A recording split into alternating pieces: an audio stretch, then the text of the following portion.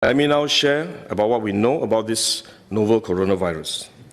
This virus comes from the family of coronavirus, which includes other viruses such as MERS and SARS, as well as the milder variants causing common cold. The medical consensus at this moment is that the novel coronavirus is more transmissible, but appears less deadly than SARS. Evidence suggests that the rate of human-to-human transmission of this virus appears to be higher than that of SARS.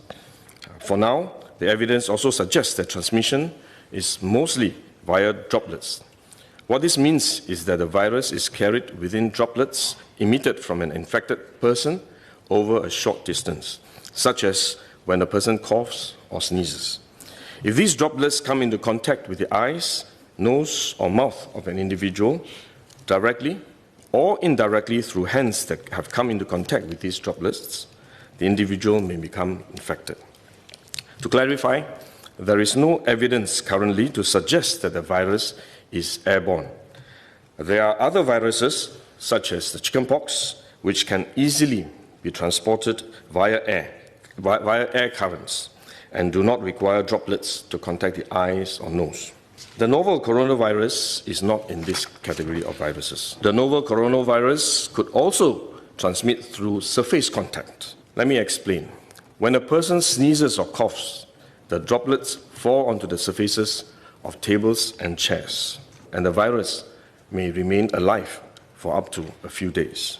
When someone else touches the surfaces of these tables and chairs, the virus can be transferred to his hands, and if he then rubs his eyes or nose without washing his hands, he may become infected.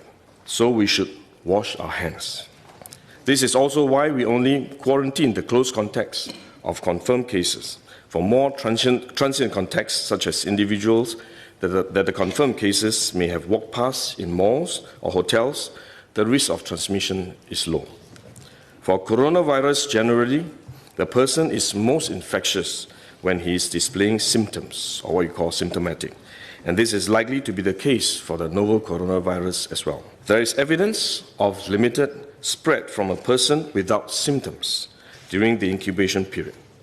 However, this form of transmission may be uncommon and has so far involved isolated cases only. At this point, the evidence still points towards higher transmissibility when the person is displaying symptoms. As such, medical professionals, both overseas and in Singapore, have advised that the most effective way that we can protect ourselves is to practice good personal hygiene. We should regularly wash our hands with soap and water and avoid touching our face with our hands. These may sound simple, but actually they're very difficult to do because all of us touch our face all the time. Even at a meeting when we have on this ministry task force, while I was speaking, I was touching my face until Minister Lawrence Wong nudged me with his elbow and said, "Stop touching your face." So it is simple but extremely difficult, but are actually very effective in preventing all kinds of infection. Potential infection from asymptomatic persons, in fact, is less likely to be from coughing or sneezing directly because they don't have symptoms. They are not sneezing or coughing, but more likely by touching contaminated surfaces, for which masks offer no protection. Wearing a mask when we are well often gives us a false sense of security instead, and we are more likely to touch our faces when we constantly adjust our masks, which is one way the disease spreads. At the same time, we need to protect others, our loved ones, friends, colleagues, and fellow Singaporeans that we come into contact with. If we are sick, we should rest and recover at home as far as possible. If we do need to go out to see a doctor, for example, we should wear a surgical mask to protect others.